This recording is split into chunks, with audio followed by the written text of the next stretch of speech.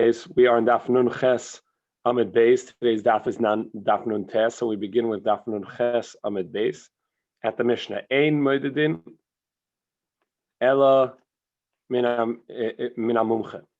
So this measure of 2,000 amma outside of the city that we're going to create a techum, and in last Mishnah we saw what tools are used and how to measure when there are inconsistencies in the terrain.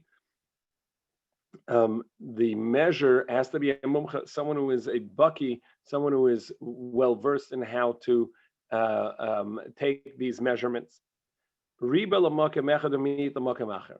if, however, on the outside of the city it doesn't look like it's a straight line, and in the northeast side of the city it looks like it is longer distance than it is on the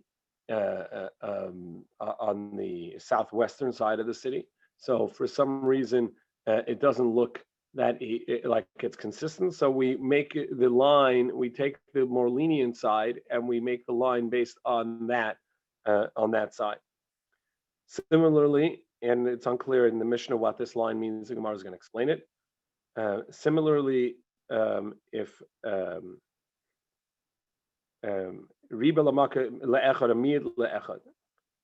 he was made a longer distance for one and not for the other, we listen to the one who is more. We're going to give that side the distance, and the Gemara is going to ask, that seems exactly the same, and the Gemara is going to explain that distinction. Riba le'echad amid le'echad shemi le'meruba. Va'afila eved va'afilu shivchen emanim loima ad kan techum Shabbos, and even a slave and a maid servant are going to be counted as being able to tell us what is the proper distance of a techum Shabbos, and they could say this is where this measurement was made, and we recall that this is where the line was, because the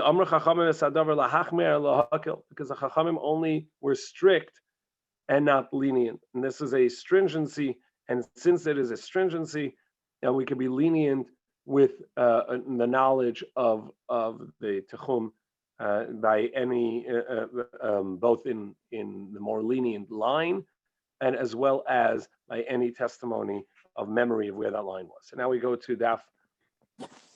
Sorry if I'm jumping ahead. I remember that we learned something that if there's a suffix we go lekula by Eruvin.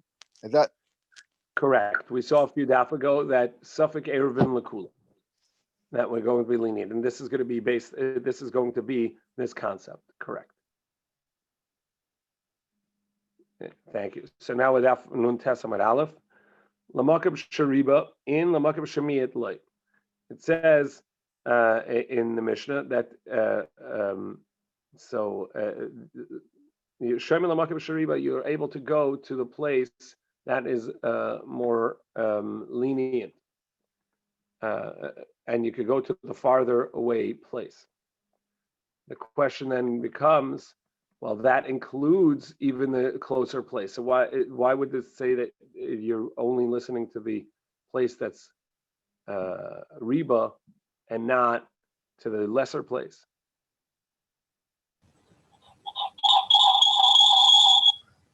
To which the Gemara says, of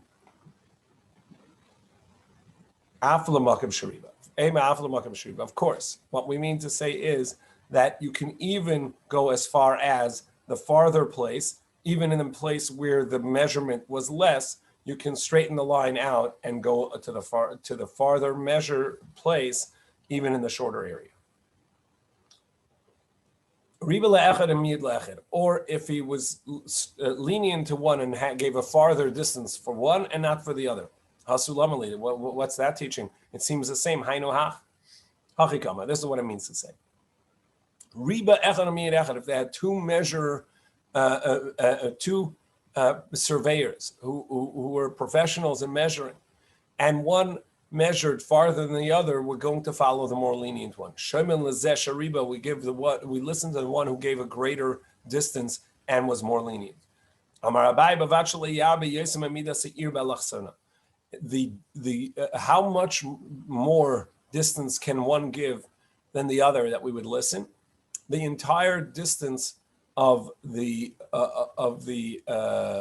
hypotenuse of the angled corner, of the tchum. As you remember, we saw earlier that the measurement of a tchum is not just the 2,000 amma outside of the city and even on an angle, but rather we square that on the angle off the city, meaning not only do you have 2,000 amma directly off the city, but you have you actually have 2,800 amma on if you're going northwest off directly northwest out of the city or northeast out of the city, and so we have that extra 800 amma. As long as they didn't go above the 800 amma more than the other account. And essentially what this is saying is that we can assume that if one was short, one surveyor was short and one surveyor went long, the reason he went long is because he knew the halacha that for a that you square off a city and square off the tchum in a distance of 2,000 amma, but you do so on an angle at 2,800 amma, meaning in the directional angle of the world, northeast, you're going to go 2,800 amma because you square it off. You don't do it round around the city, and therefore the reason he is longer is this surveyor is going longer because he knows how to measure that properly. So you have it can even be that much more. The alachson, the slope or the angle off the corner of the city. Because the Chachamim did not say to be strict, rather to be lenient. But we learned that they said you shouldn't be lenient, you should be strict. So this is what it means. They were not being lenient on a Torah matter, but rather the entire concept of giving you 2,000 amma outs of a city is a stringency on the Torah concept.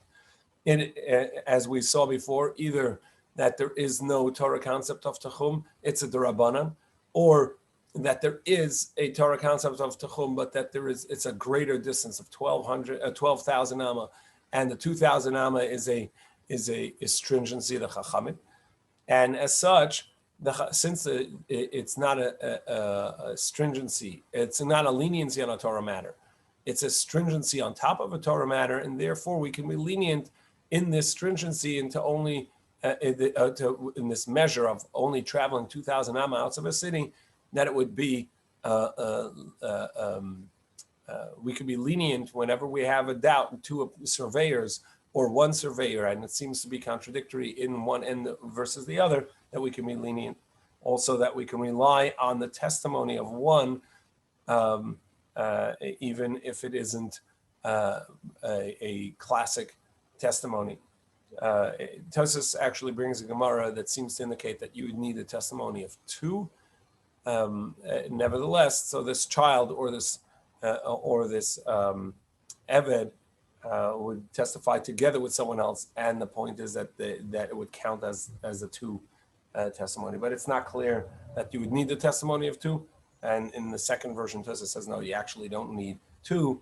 But either way, all you need is the knowledge, the memory of what was the custom out of where the Tachum was out of the city, and we can rely on that.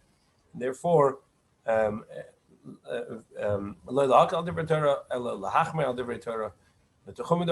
since the Tachum is the Rabbanan, it's a rabbinic matter, we can be lenient on all these matters. The next Gemara goes back into Eruv of a courtyard. Up until now, what we saw were Eruvs of a courtyard or an alleyway. What about making an Eruv around an entire city? So there's going to be the concept of an Ir Shel Yachid and an Ir Shel Rabin. There are various interpretations of various cases of what is an Ir Shel Yachid, which is translated as the city of an individual versus the city of the masses. The city of an individual, in Rashi's interpretation here, is a city that does not have 600,000 inhabitants, or 600,000 people are not constantly entering and leaving the city. Exactly whether it goes by inhabitants or how many people are traveling on the main road is not for today's discussion, but that is a subject matter in defining this. But 600,000 people is what defines Ir Shel Rabin, a city of the masses. And if it's a smaller city than that, then it's going to count as an Ir Shel Yachid, an individual city, a city that pertains to individuals and not to the Rabbin. Now, what difference does this make? Since in the desert, when Am Yisrael were traveling with 600,000 people camped together and traveling together, so and we learn Rishus HaRabim, the public domain, from the Mishkan, from the halachas of Shabbos, from the Mishkan, from the establishment building of the tent, the tabernacle, the Mishkan, and that was and there the traveling was by 600,000 people, and so too the definition of Rishus HaRabim, the public domain, which was at the Mishkan, the Levi encampment around the Mishkan, which was between the rest of Am Yisrael's encampment and the Mishkan, and that's where the wagons were that we saw earlier that defined the domain and the height and width of the public domain. So too, 600,000 is what defines the public domain. And so if you have a city that's less than that, it's not going to be a Rishus HaRabim D'Oraisa, a public domain on a Torah level. And therefore you can make an Eruv around the entire city. However, if you had a city that was Shel Rabin, it was a city that was of the Rabbim, had these masses, and it has a Rishus HaRabim. It has a public thoroughfare that runs from one end of the city to the other, with two openings, one on each side of the city, and it is 16 amma wide. So it's 16 amma wide is, let's say 24 or 25 feet wide.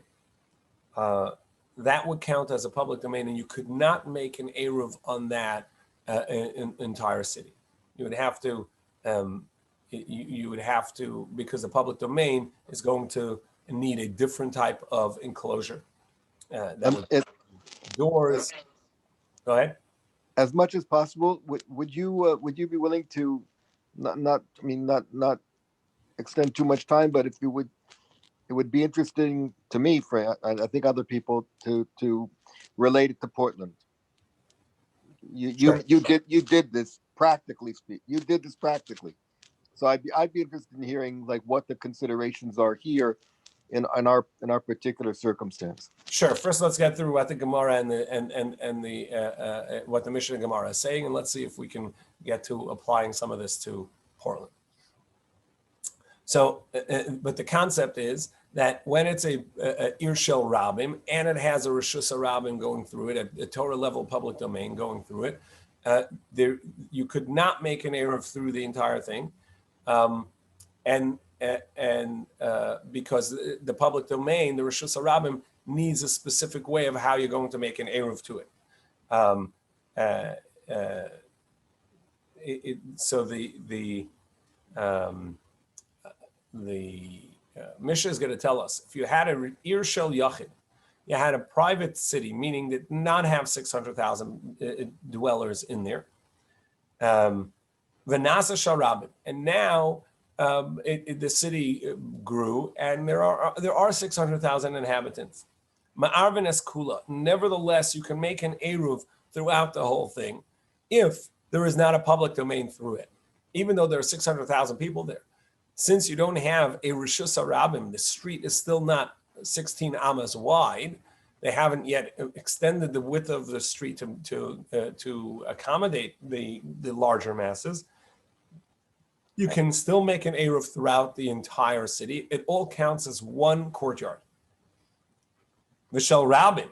However, if it was a city that did have 600,000 people, even if Vanasis Shel Yachid, even if it became a smaller city, that it lost some inhabitants and it's less than 600,000 people that are living there now, even so, Ema Arvin is cool. For sure, if it remained large, but even if it became, now there's only 550,000 people living there, it's still going to be that you cannot make an Eruv throughout the entire city because we're afraid that it will increase, it'll fluctuate, and then it'll go back to 600,000 people and people will forget, and they'll know that last year we had an Eruv, they'll think we can have an Eruv now as well, not realizing that it's problematic at this point because it's servicing 600,000 people.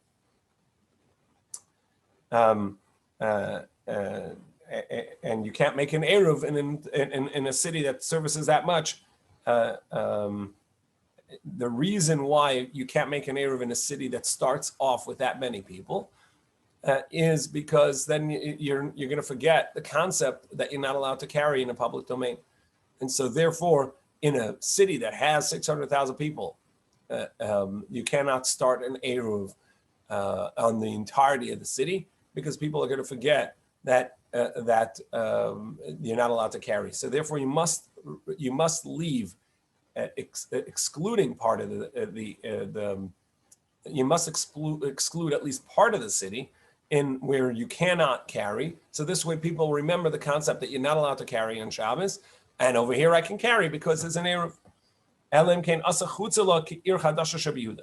So the only way you can make an Eruv in such a city is that you retain a certain area, at least the size of this new village in Yehuda, sheyesh b'chamishim diurim, that has 50 dwellers that outside of the Eruv. So this way, there is actually an area you cannot carry in, and that's going to give you the rights, and that's going to remind people of the concept of not carrying and the need for an Eruv and how an Eruv works, and then you're going to. And then you can make an Eruv around almost the entirety of the city, as long as you exclude this one area of 50 dwellers.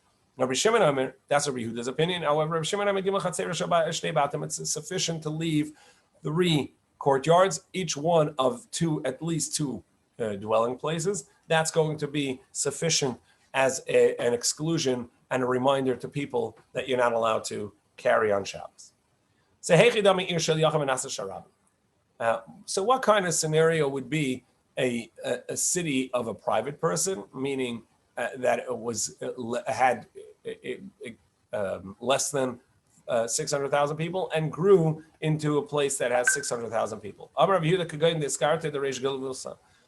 Reish Galusa's village, which even though there are not 600,000 people that live there, but since people constantly coming there for events of the Reish Galusa to get permission for things. So this is the Jewish government official, the leader, and as such, all business and communal matters happen there.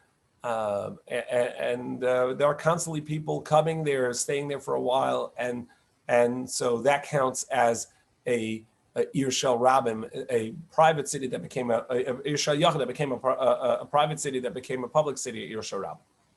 Amar Nachman, my time, so Rav Nachman, who happens to be the Reish Galusa's son-in-law, said, "My time, why did you choose particularly the Reish Galusa's city? Is it because people are constantly coming in because of permission needed for matters and for public matter events?" It's quite the contrary. The very fact that people are constantly coming, they will remind each other of the need of an Eruv, and therefore, even though that this is now a public city because of the amount of people there, that's why you can have you don't need to leave an exclusion of the city. You can do an Eruv on the entire city. So Kuli Yisrael Nami, but Safar the Shabsa Shchichi Gabi Adali. And that, that actually should also be true for every large city. Because Am Yisrael get together in large cities, people get together for learning on Shabbos morning, for davening on Shabbos morning, and they will remind each other, oh, by the way, is the Eruv up or the Eruv down? Can we carry? Can we not? And they'll remember the halachas. Amar Elam Rav Nachman can go in discarded in a zay.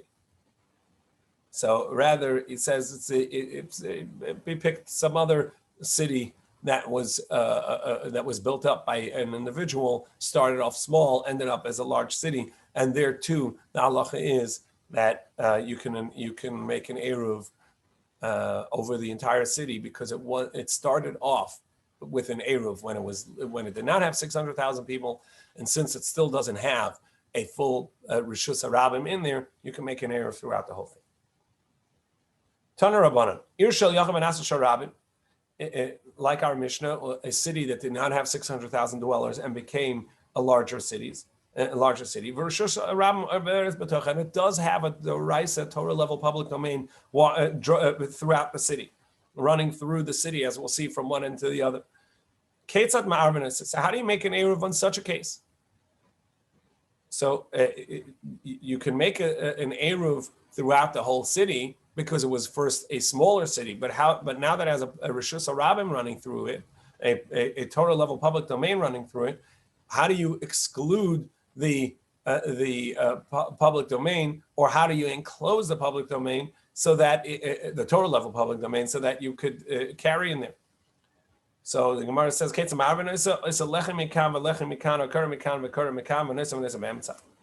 you would make an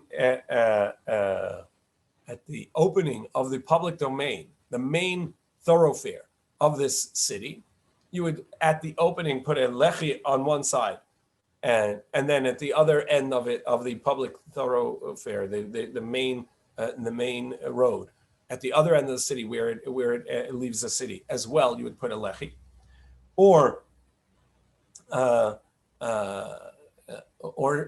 you would put a korah, a crossbeam on each one. And that would be sufficient. And this is talking about that there is no fence around the city. There's no wall around the city, because if there was a wall around the city, then the doors of the city would count as an enclosure, as the Gemara has said earlier, and we brought it earlier, and we'll see later that Yerushalayim, Ilmoled al Sasel, if Yerushalayim without its doors that would close at night. It would be a public. It would be Rishus Harabim. You would not allow to be carried there. So you see that the fact that it had a walled-in city, and it had doors, that was the reason that you can actually carry in there. It was a private domain.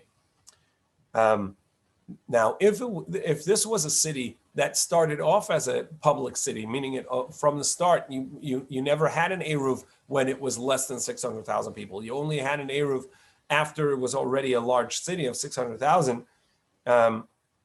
There, it's not sufficient to just put an Eruv at the end of the public way that enters and exits the city,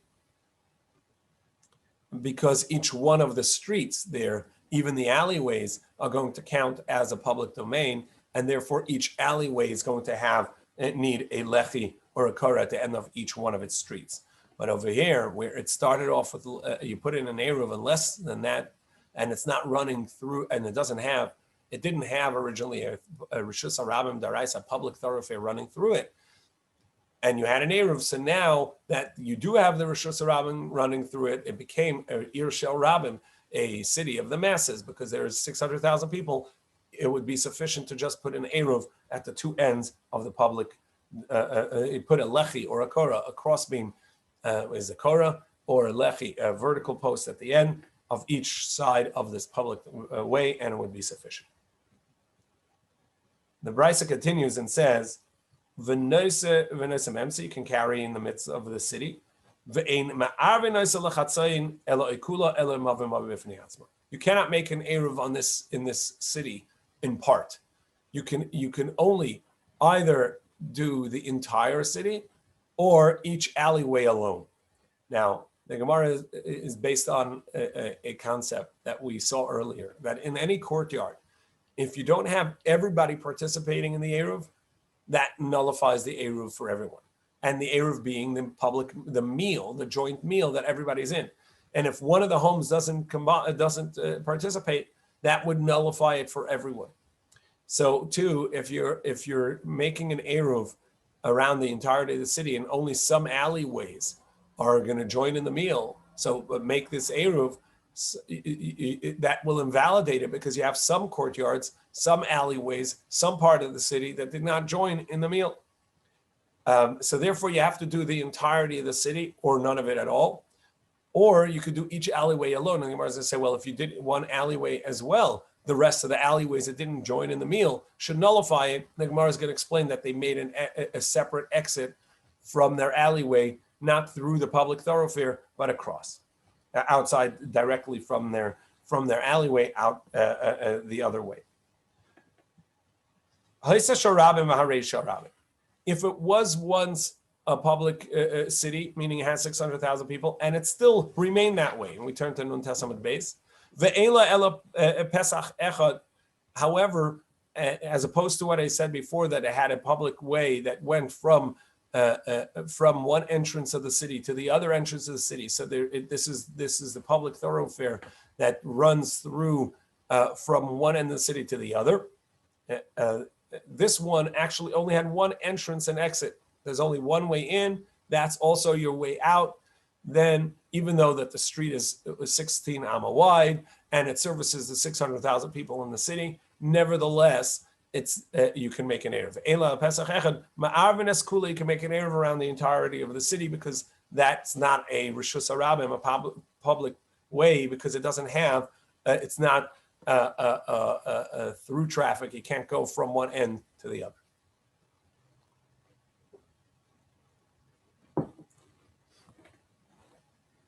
So now the Gemara analyzes this price. Whose opinion is it that you can even make an Eruv over a public domain and all you need is a Lech Yikar at one end and the other? Amar Avuna Merei de Rishua, Rabbi Yehuda. This is the opinion of Rabbi Yehuda. The Tanya Yasal Kain Amar Rabbi Yehuda. More than this, Rabbi Yehuda said that Misha Yeshlo Shtei Batam Shnei Tzidur Shus Harabim.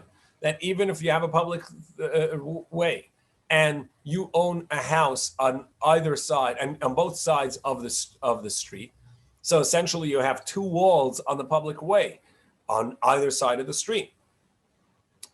On one side of the street, you either make a vertical post at the beginning and end of your property on one side of the street, or you make it run across with a cross beam across the beginning of your property and the end of the property from one side of the street to the other with a cross beam. So you could carry in between, because Rabbi Yehuda is of the opinion that to be a Torah level private domain, it's sufficient to have two walls. As we saw, the Chachamim hold that you need a minimum of 3 walls for it to count as a private domain. To which the Chachamim said, no, that doesn't count as the way to make an Eruv. It's insufficient. The Brisa further said that you cannot make an Eruv through the city halfway. And the reason for it is because essentially there are people that are not participating that are going to invalidate the Eruv. So Rav Papa said that's only true for the width of the city, meaning all of the people participating are on one side of the public domain. But if the people that are participating are all the people on both sides of the public domain in half of the city, so then ma'arvin, then you could make an Eruv. And the basis for this is because essentially, let's say the people, the road runs through the city east to west.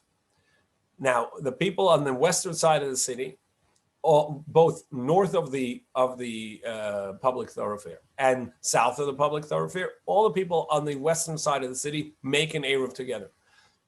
They can tell the people on the east side, why don't you all use the eastern entrance and exit of the city? We'll use the western side of the entrance and exit of the city. And so the public thoroughfare is now split in half. And since you can use the east side, we can use the west side, We don't have to count as one large courtyard. We can actually split ourselves off. You're one side, we're the other side, and therefore we can define ourselves as a single unit and say all of us have joined in the meal. And even though you guys didn't, but you can define yourself as your own space because you actually have your own entrance to the city. Come on, the like Rabbi Akiva, and this would be not like Rabbi Akiva. Rabbi Akiva is talking about a courtyard that has a flag lot behind it, a courtyard behind the courtyard. And the dwellers of the back courtyard can walk through the front courtyard to get to the public way, but the people in the front courtyard really don't have rights to the back courtyard. And there's a machlokes between Rabbi Akiva and the Chachamim. If they made separate Eruvs, they didn't join in an Eruv together, or one made an Eruv and the other didn't, does the fact that the courtyard all the way inside, the flag lot, didn't join in together with the outer courtyard in an Eruv, but they can walk through there, does that invalidate the Eruv? And Rabbi Akiva says it does invalidate the Eruv, and the Chachamim say it does not invalidate the Eruv. The Ikra Rabbi Akiva, because if it's Rabbi Akiva, Amar Regala Moteres B'Mekoima Iseres, that even though that it's allowed to carry in its own place in the flag lot, since they can walk through, that will invalidate the Eruv of the outside courtyard. So Gemara says, no, that's not a good comparison. Even not in its place, meaning where it can walk through, but it's not its place. So Gemara says, we can even explain this according to Rabbi Akiva, because Rabbi Akiva only said it over there. It's two courtyards, one inside the other. The pnimis lesla pischa achrini, because the inner courtyard, the flag lot, has no other way out. They have no other way of getting getting out of the city of their courtyard, and therefore the only way for them is to go through that particular courtyard, and so they must, since they have to walk through that courtyard, they must be considered a part of that courtyard, and it'll invalidate it if they didn't join in the Eruv, because by the very nature of their needing to go through there, they are a part of that courtyard. Whereas in this city, aval hacha, but over here, hani nafki b'hai pischa, v'hani nafki b'hai pischa. Each one can go out in their own place, and as I mentioned, the people on the west that made the Eruv can say, look, you guys have your own exit. Let's split ourselves off and consider ourselves two separate courtyards. Ikad amri. Now, those that say, don't tell me that it's only in our scenario where the road runs east-west. Only the south side can't, one side of the public domain, the south side make an Eruv alone or north. But to the east and west, they can make an Eruv alone. But either way, they cannot make an Eruv. Come on, Rabbi Akiva, and this would be like Rabbi Akiva, who says that since you can travel through the other side's domain, so the people on the west who didn't join in the Eruv have a right to walk through the public domain of the western side. Therefore, they invalidate the Eruv on account of that they didn't join in the meal. So Gemara says, no, Rabbanan. This could be even according to the Rabbanan, who say in the two courtyards, one inside the other, that it does not invalidate. Here it would invalidate. Hasam, the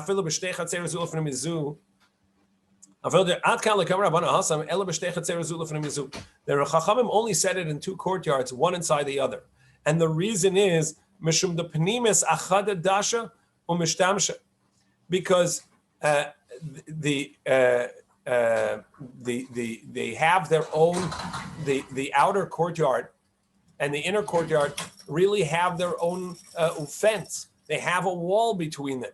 So the flag lot can really just close off its fence and remain inside for the rest of Shabbos and consider themselves their own domain, and they wouldn't invalidate the outer courtyard's Eruv. But over here, Rashi says there's no dividing wall in the public domain between the east and the west. They have rights to travel one way or the other, and there's nothing really showing a divider between one and the other. Tosfos says you don't need that there was a divider, just the very fact that each one can say, look, the public right of way is mine just as yours. People on the east side of the city as much as the west side of the city. Whereas the courtyards, since they have a fence, they really are separate domains. Amar Mar, oy kula oy mavu mavu. You're allowed to make an eruv either on the entirety of the city or each alleyway alone. So, why do you say that the loy? Why can't you make an eruv on half the city? The asri adani. Because if some of the people didn't participate in the eruv, it's going to invalidate the eruv for everybody. Mavi nami asri adani. So, how does it help if you make an eruv on each alleyway alone? Each alleyway alone is also not going to help because the next alleyway over didn't participate in the meal, and it's all one big courtyard based on it being one big city. And that should invalidate the eruv because they didn't participate. That there's, so what it's talking about is that there actually is a daka, at the end of the alleyway, not leading to the public domain, but away from the public space where they share the space. Out of the city, they made themselves a small entryway or exit, even though it's not so usable. It's just a small doorway, 10 tefachim high or whatever it would be, that would be sufficient to show that they no longer want to only be participating in the city itself, but they have an exit the other way, separating them from the rest of the city, and they can make an eruv alone, and that would be sufficient. Like Rabbi Ravin said in the name of Rav Chisda, even in an alleyway, if all of the courtyards open to this street, and one person made an eruv, made an entryway or an exit from the back of his house to another street, that shows that he has excluded himself from the alleyway, and he doesn't need to participate in the alleyway's eruv anymore. If he didn't participate, he can make an eruv by himself, and they can make an eruv by themselves. And so therefore, he would not invalidate the eruv of the mavui by not joining in.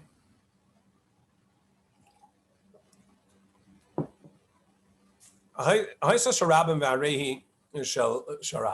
if it was originally, when they first made the eruv, was a city of masses, meaning 600,000 or more, and then it became either less or remain. The halacha is that you're not allowed to make eruv on the entire city, as we saw. You have to leave some exclusion. Rabbi Zera made an eruv for the city where Rabbi Chia lived, and did not leave any exclusionary area like the Mishnah requires, either 50 homes according to Rabbi Yehuda, or according to Rabbi Shimon, 3 courtyards of 2 houses each at least. My time at Ovid Marhachim. So Abaye said to Rabbi Zera, why did you do that? Why didn't you follow the Mishnah? The elders of the city said to me that the Rabbi Barasi used to make an eruv around the entire city. So I thought that must be, the reason is, and I said, that it was once, it had an eruv when it was less than 600,000 people. And since it originally had an eruv on the entire place, even now that it has 600,000 people, you're allowed to continue it. So Abaye responded, said, no, the elders told me the reason was something else. The reason was that the public thoroughfare actually didn't used to run through the entire city. At the other end of the city, it used to be a garbage dump, which blocked the exit. And so it was a city that only had one entrance, and that same entrance was the exit. Vahashta, however, now the Ipanyala Ashpa, that they removed that garbage, Havala Kashnei Psachim. So now it has 2 entrances, one at the east side and the other at the west side. So it's a through traffic from one end to the other. Va'aser, and therefore you're not allowed to make an eruv on the entire city. Amalei Lavadatai, he says, I didn't know that was the case. Tomorrow we'll continue with some other questions about what counts as as a second opening, that it would count as open from one end to the other. And we'll see a little more about these halachas of an eruv, and hopefully we'll be able to talk about Portland specifically and the practicum as we learn those halachas.